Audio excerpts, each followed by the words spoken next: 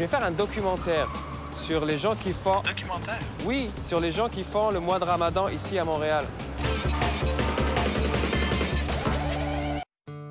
Aujourd'hui, je rencontre Mariam Tétrault, une Québécoise convertie depuis 31 ans. Elle me reçoit chez elle à Saint-Jean-sur-Richelieu.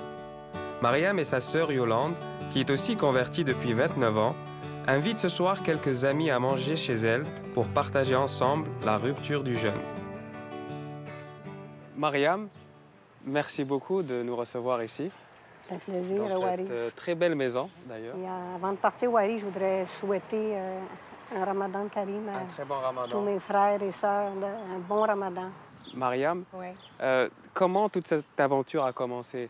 Ton histoire avec l'islam, le Ramadan? C'est vraiment, dans mon cas, à moi, mais je pense que dans tout le cas de chacun qui trouve l'islam, c'est un miracle en soi. Parce que moi, ça fait quand même 31 ans que je suis musulmane.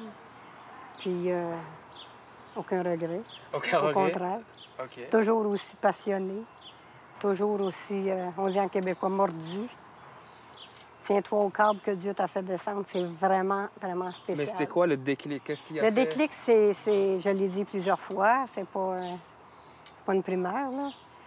C'est la mort de mon mari. En 1982, j'avais 3 jeunes ados.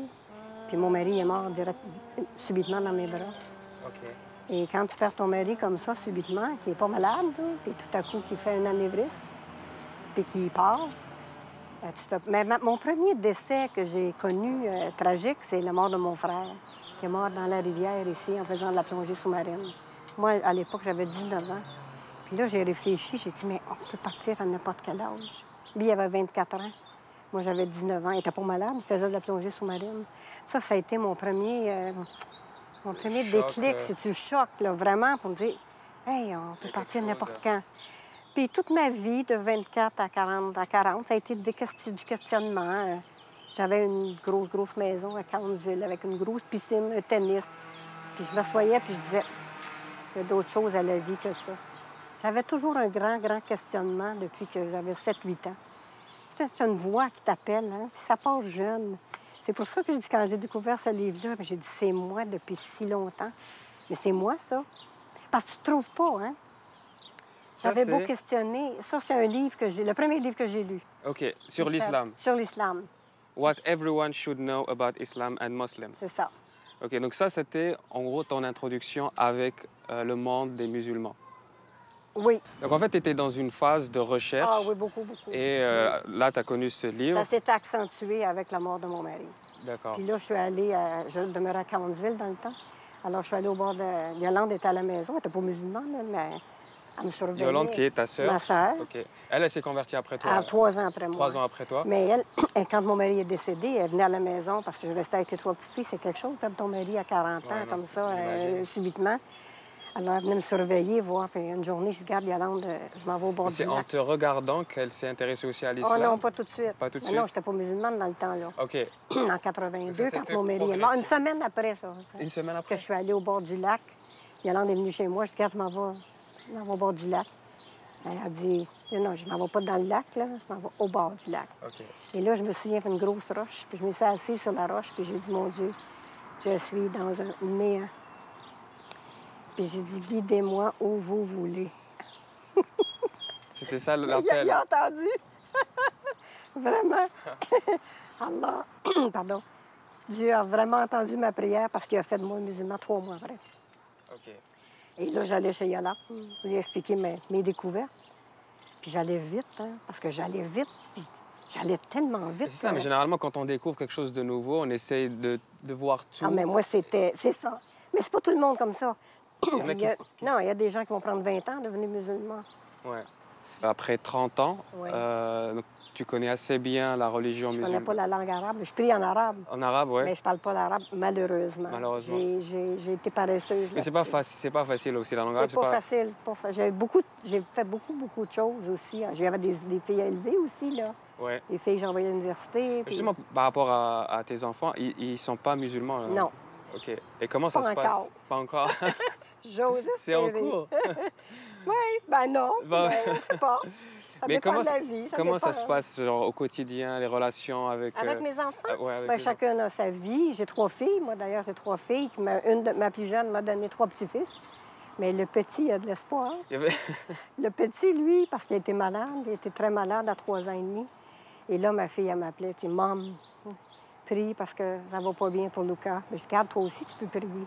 Mais est-ce que tu peux nous raconter une journée de Ramadan, l'hiver et une journée de l'été? Une journée l'hiver, c'est plus facile parce que le soleil se couche à 4h30. OK. L'été, c'est plus difficile parce qu'il fait chaud puis la journée est plus longue. Mais en même temps, que ce soit l'hiver ou l'été, c'est Allah qui nous nourrit. Ouais. Mon jeune voisin à côté, qui s'appelle Richard, il dit, moi, je connais rien de religion. Mais lui, il me dit, comment vous faites ça? Il dit, moi, je ne suis pas capable. Bien, j'ai dit, la question, c'est nous aussi, on se demande comment on fait ça. Mais nous, on sait que c'est Dieu qui nous nourrit. Il nous nourrit, il nous donne. Ça se fait. Mais ça se fait faisable. naturellement. En fait, généralement, Oui. la première journée, elle est difficile un peu. C'est sûr. Mais après, c'est bon, on s'y habitue, le corps s'y habitue. Et c'est bon pour la santé aussi, C'est c'est ça qu'il faut excellent, dire. excellent pour la santé. Mais donc la journée, l'été, tu te réveilles le matin. Je me Est-ce que tu réveille fais le matin, sport? oui, je me réveille à 2h30, 3h moins quart. Je prends le souk, le petit déjeuner. Est-ce que tu prends un truc québécois ou... Oui, c'est quoi? oui, toujours la même chose. Mes rôtis avec le beurre d'arachide, les dattes, absolument les dattes. OK. Du tofu, des fois, avec un verre de lait. Mon café, ça, c'est primordial. Ma petite Le café, drogue- la petite dose drogue du café, matin. ouais. Là. Et c'est ça. Et là, je lis le Coran pendant 1 heure. Puis là, vers les 4 heures, je fais la prière du Fajr. Après ça, des fois, je me couche, des fois, non. Quelle est la part de toi, québécoise, qui est restée après ta conversion? Comment tu la définirais aujourd'hui? Je ne sais pas. Parce que là, c'est un Honnêtement. mélange. C'est un mélange d'une culture qu'on apprend. Je suis plus arabe. Tu penses? Oui, c'est sûr. Ah oui, je suis plus arabe. C'est par rapport au regard des disons, gens? regarde, OK, je vais répondre à ta question. Ouais. En Ça tant- serait bien, allez. Oui, OK. Je suis Allons-y. bien avec les Arabes. OK. Je suis bien avec les musulmans. Les autres sont pas bien avec moi. C'est par rapport aux réactions des gens. Oui. Et en Fait 30 que ans... je peux pas être bien non plus avec eux. Mais non, J'essaie, mais je suis toujours comme une tâche, tu comprends? Si j'arrive en quelque... Nous, il y a des mois, on fait partie d'un groupe de femmes ici. On fait des ateliers d'écriture. Ça a pris du temps avant que ça se réchauffe. Ça fait 12 ans, 13 ans. Ça a pris des années avant que les gens avant que ça se réchauffe avec moi. Mais c'est ça le truc, c'est qu'aujourd'hui, il y a beaucoup de gens qui ne connaissent pas l'islam, ne connaissent pas les musulmans. C'est pour ça aussi que ce reportage est là pour ça, Oui. pour faire connaître Ramadan, c'est quoi Oui. ces pratiques. Mais je pense que toi, au bout de 30 ans aussi, tu as vu une certaine évolution des regards des gens par rapport à toi ou à l'islam ici au Québec, parce qu'il y a 30 ans, ce n'était pas si connu que ça, il n'y avait pas beaucoup Il y de... a 30 ans, c'était plus facile qu'aujourd'hui. Mais bizarrement, il y a 30 ans, c'était plus facile, Oui. parce qu'il n'y avait pas beaucoup de Parce gens. qu'il n'y avait pas d'impact il y a 30 ans. OK. On en voyait une de temps en temps, ça passait. C'était comme une fourmi qui passe sur le plancher, tu la regardes. Mais quand tu as un tas de fourmis, c'est fatigant, là, tu sais. Mais à ton avis, qu'est-ce qui manque justement aujourd'hui pour faciliter le dialogue avec les Québécois non musulmans? Hmm. Parce que les Oui, il y a musulmans des- aussi, ils ont leur part. Oui, il y a des Québécois qui vont me dire des fois, on essaie de parler aux musulmans, musulmanes, mais elles ne nous parlent pas. Ça me fait mal au cœur. Parce que moi, j'aime beaucoup mon peuple québécois. C'est un bon peuple. Le peuple québécois, Ben, c'est c'est un vrai. très bon peuple. Très C'est un accueillant. très accueillant, très tolérant. Il y a des choses qu'ils ne comprennent pas. C'est normal. C'est tout à fait normal. Moi, je suis vraiment... Je suis fine. Je suis vraiment gentille oui. avec les Moi, je le Québécois. confirme à tout le Je- monde. T'es super Non, fine. non, je veux dire, je suis pas comme Mais ça, non. puis tu me dis une bêtise, puis non, je vais aller... J'ai mon caractère. Évidemment, quand on m'insulte, tu peux pas dire que j'aime ça, là. Mais je vais aller à la personne, tu sais. Mais être musulmane, voilée, ça a un impact. Ouais. Ça a un impact. Veux pas. Mais j'aime cet impact. J'aime quand... J'aime pas être insultée, évidemment. Ben non. Mais j'aime les réactions parce que je me dis, le prophète, et tous les envoyés de Dieu ont subi Ouais, les ouais, c'était atrocités. dur. Mais quelles sont les Ouais. réactions qui reviennent souvent? Bon, va-t'en chez vous, il fait chaud. Mais où chez vous? Ça. Ben, c'est ça que je dis. Vous voulez m'envoyer où chez nous? Oui, monsieur, il me dit, on va s'arranger avec ça. Ben, regarde, là. Un monsieur de 70 ans, Donc vieux maintenant- de mon âge, là. Les gens vous considèrent comme une immigrante, Oui. alors que vous absolument. êtes né ici. Oui. Ben, on est tous des immigrants. Mais bizarrement, moi, te quand sens je comme ça? reviens dans les pays arabes, Ouais. parfois aussi, je me sens un peu Étranger. parce que j'ai vécu longtemps. Puis moi, je suis allée en Tunisie, puis je me suis attachée Mais chez je pense qu'il nous. faut qu'on switch. Moi, je vais rester ici Oui. et je t'envoie chez moi en Algérie. Non, c'est Non? trop chaud. faut accepter tout le monde et partout. C'est mon point de vue. C'est ça, Moi, c'est la conclusion. Moi, j'aime la création dans le Nord. Ben oui, on est tous des êtres humains. J'aime, t'as vu, j'aime les fleurs, j'aime les oiseaux. Tout ce qu'elle a créé est fantastique.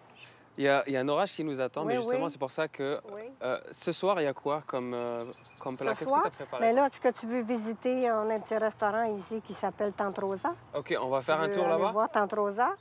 OK. Et après ça, on revient. On revient et on prépare le repas? On prépare le repas, ou le iftar. Là, les invités vont arriver tantôt. OK.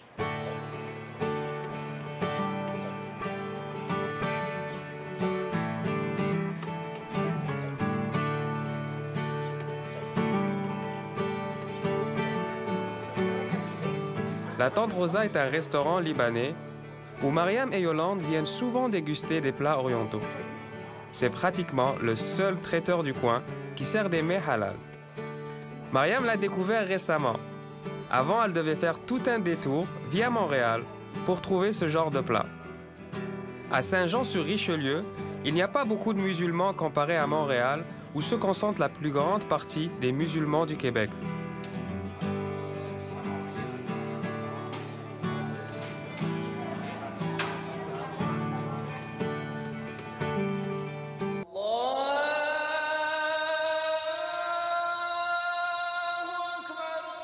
Là, on entend quoi? L'appel à la prière, la dame.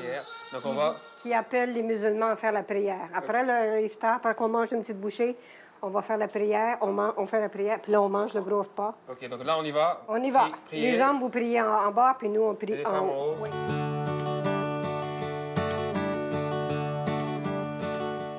Mariam, ça haftarek?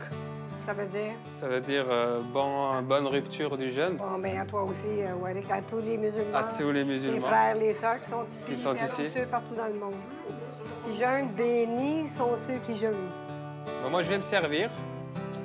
Je pense que c'est le moment. Hein?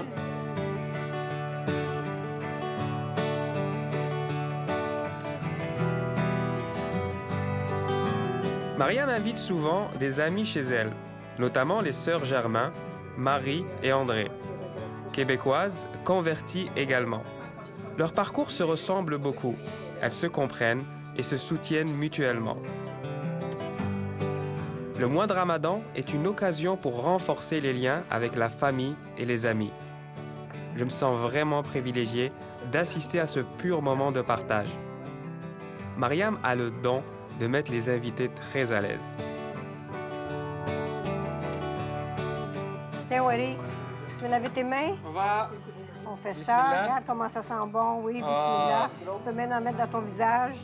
Ça se met dans le visage aussi? Aussi, c'est sûr. Regarde comment ça sent bon. Ah, ça sent bon. Hein? Puis là, tu prends la petite serviette. Et là, on prend la serviette.